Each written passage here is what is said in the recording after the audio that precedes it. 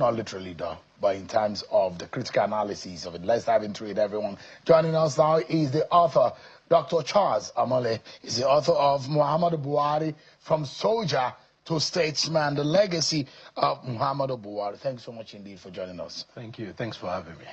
You've penned this and endorsed, and I've seen a lot of criticism. Intentionally, I read some of the last few chapters which are more political because you chronicled when he was as a soldier, young soldier. I mean, his parent is growing up after getting out of prison, returning to Daura. All of those years you wrote. I was a little bit more unconcerned about that one. I was more concerned about what his children think about when he was in office, his wife's perspectives, those who work around him and work with him. And there are a lot of controversies which I'm going to be raising with you tonight. But those who say, who wants to read a Buhari book? That those 8 years were wasted years. Those are what his critics are saying. That those years set us back economically, for example, by 20 years. Well, I mean, the truth is, whether the family liked it or not, different people are writing books on Buhari. You know, I mean, one was launched yesterday by the former Minister for Information. So I don't think there's anything wrong in hearing from those who actually know him best. Now, the book actually is a child of circumstance. It was not, I don't think it was planned, because the way it happened was the Arewa Consultative Forum did their 25th anniversary, I think sometime last month. There was a book written by John Peden on Buhari in 2014, and it was published early 2015. Apparently, they had bucket loads of those books left. I think, you know, thousands and thousands of them. So I think they approached the former First Lady, Excellency Aisha Buhari, that look, for the during the Arewa event, they want to represent that book to the public. I think it was at that point she said, hold on a second, that book was written in 2014, launched early 2015. It wouldn't have captured Buhari years properly. So she now thought, look, it's best to update that book and then represent the updated version. That was the initial scope of the book. Then, of course, you know, as I explained in the introduction to the book, you know, we couldn't find the electronic copy of the whole book, you know, all kinds of issues with, you know. So anyway, I ended up writing the entire book all over again. And then we gave it a new title and everything was different. So the point I'm making is, it wasn't the Buhari family sitting down and said, let's write a book. They approached them. Incidentally, part of Buddha approached them actually had links with the cabal. So they approached them and said, look, we have thousands of this old book, let's represent it. It was the family's concern that we can't be representing a book that is that old. Let's get somebody to help update it. So that's the origin of the book. That's the origin of the book. So there were actual cabals, as we found out and documented here. And those, I mean, I've asked that question severally when Nigerians raised it. With those who were close to President Buhari, at a time, some of us were seen and labeled as extremists and lefties, and that we hated the president when he was sick, because it was rather weird that we had a president who was not in office, who was sick, and everything was shrouded in some kind of secrecy. And because we've seen this happen in my life as a journalist, it was happening. That's the second time for a sitting president since 1999, and we were worried in the manner in which it was handled. There are a lot of people who were blamed when the issue of Yaradua happened. So there were questions. In fact, I had a countdown when Buhari left the country, and a lot of newspapers also followed suit in monitoring the welfare and the health of the president. And when we raised the issue about the cabal, those who were close to the president at the time said there was nothing like a cabal. There was no cabal. But there were cabals, isn't it? Oh, yes. I mean, the thing is this. Like I said in the book, every president since 1999 had his own cabal. Even the current one, in fact, the current one is slightly more complicated. He has more than one cabal. But I can unpack that later if you want. But every president has their own cabal. And cabal is not necessarily a bad thing, like I said in the book. If, you know, the cabals can be called force multipliers, if they share the intention of the leader. So they can help magnify his program, help achieve much better things. But the problem comes when cabals have their own agenda. And that is the problem. But the particular problem with Buhari's cabal is, unlike every other president before him, cabals were friends, associates, technically people you could dismiss. And family members. A few. I mean, because we thought that the biggest and perhaps the most with the one with a towering figure within the Buhari circle was the Maman Daura. Yes, I was going to come to say and that. And you mentioned the relationship and why it became so prominent and why Buhari was so, it was difficult to separate those two men. Yes, I mean, what people may not realize is that Buhari lost his father, I think, at the age of about 3 years old or so. The Mamandauras of this world were the people that he grew up with. I think Mamandaura is a few years older than, Buhari. So these were the men he grew up with. They are kinsmen. These are people who probably growing up sacrificed things for him. And he was a fairly loyal man. So clearly, once those people constitute themselves to a cabal, they were difficult to shake.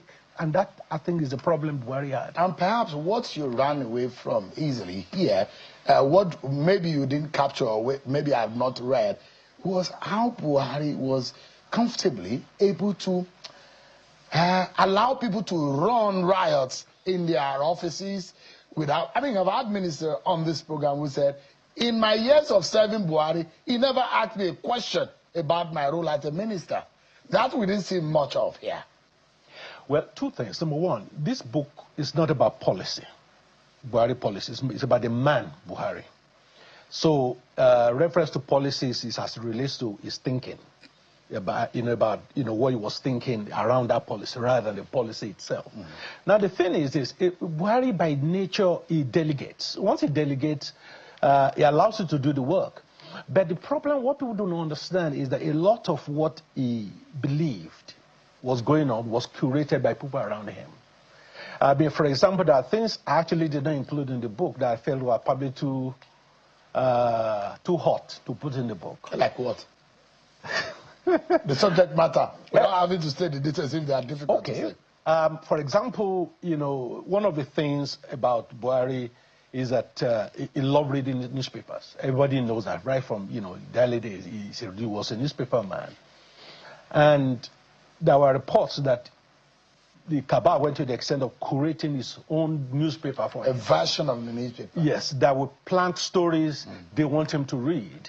And and perhaps, there are those who even say that this happened to not only President Buhari, that in fact it may be happening to the present president, that he may not be seeing the actual news, and he may not be reading the actual newspaper, and that leaders in that form and shape and height get to the point of being fed with whatever those who are around him and managing them wanted. That is true. The challenge, of course, with someone like Buhari is there's one overarching cabal. But in the current government, there are multiple cabals, and that, I think, has its plus and minus in the sense. So there's a possibility that a president may not know what is happening in the country for 3 days. Of course. Because everything is teleguided.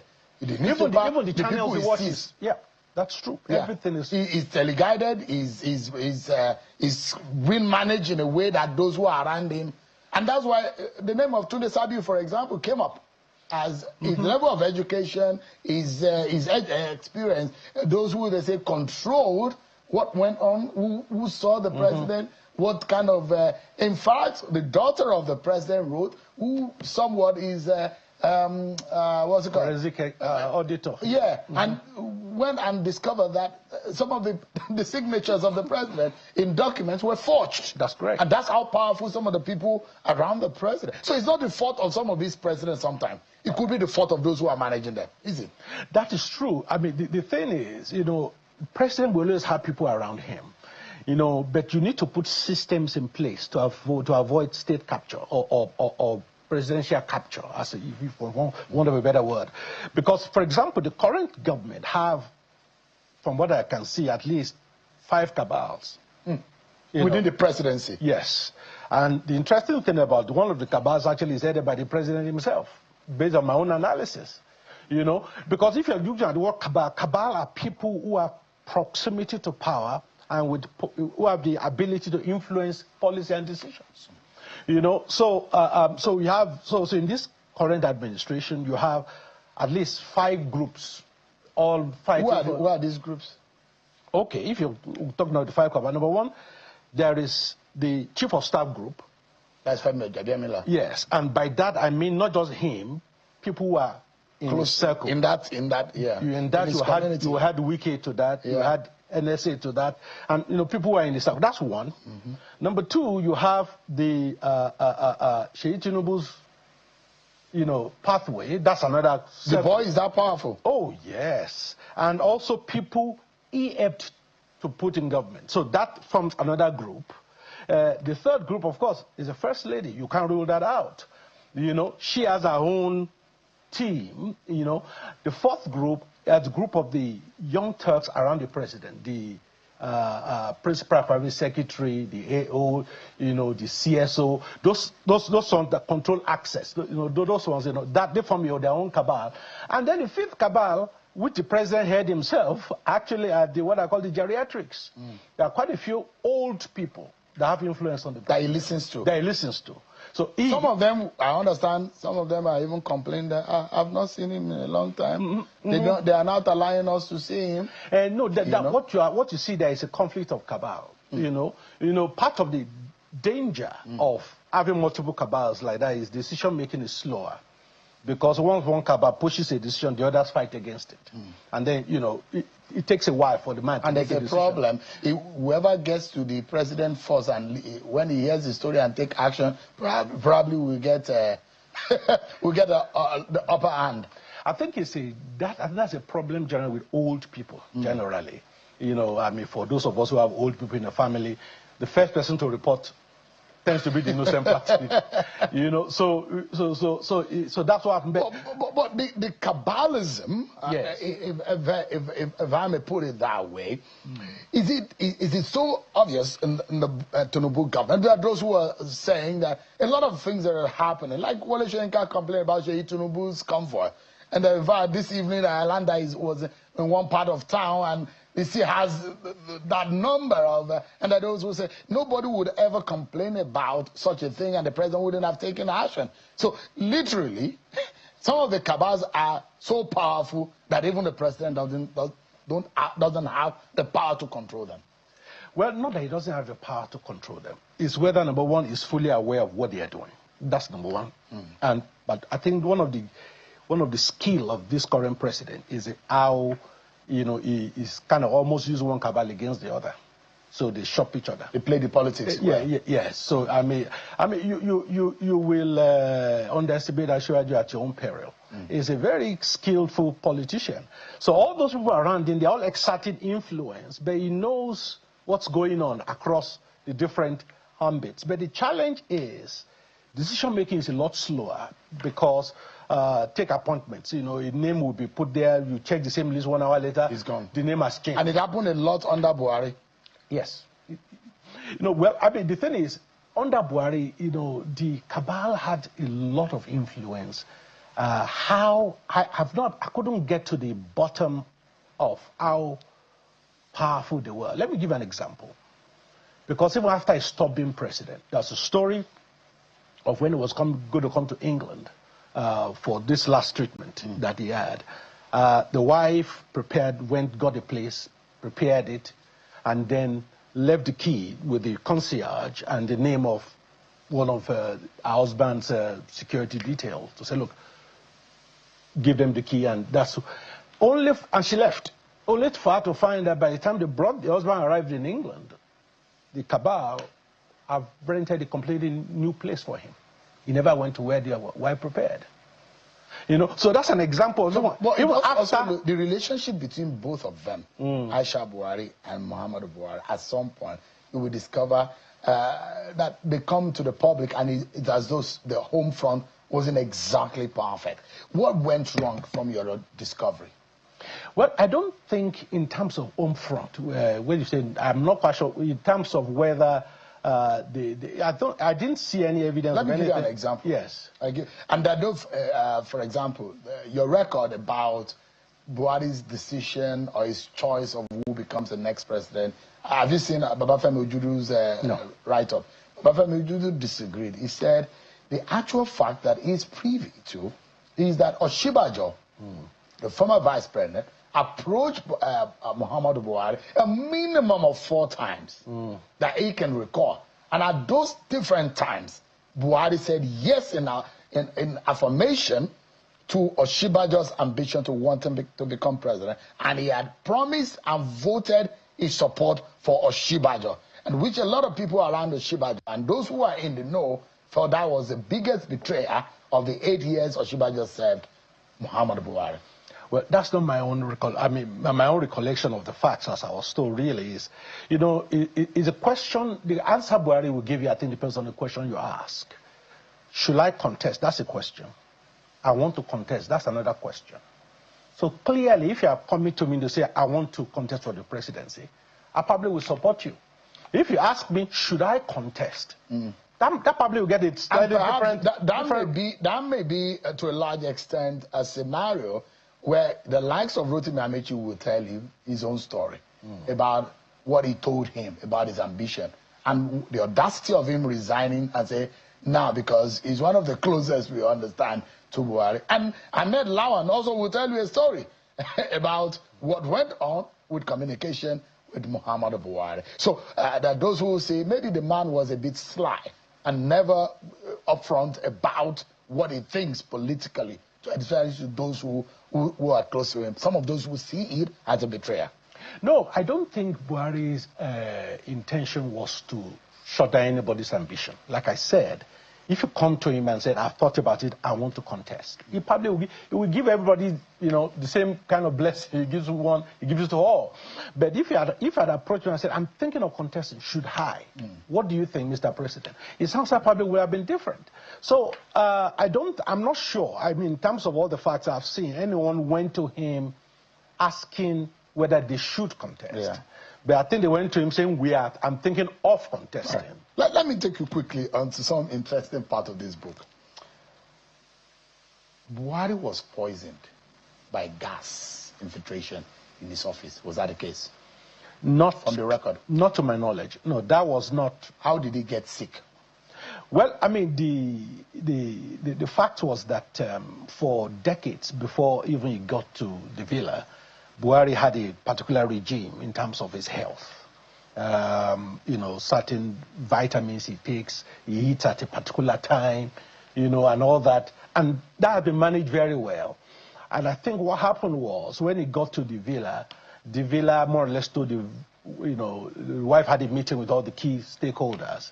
And they more or less told her to back off, that it's now Nigeria's property. So they took over everything. So the regime she had explained to them, they didn't follow it. To the point where sometime for months, they discovered that the president wasn't eating lunch. He was just walking through lunch. So clearly his health began to deteriorate because that pattern wasn't followed. Meanwhile, Aisha and the family have been managing him over the years. They've been managing. What about the story of the gas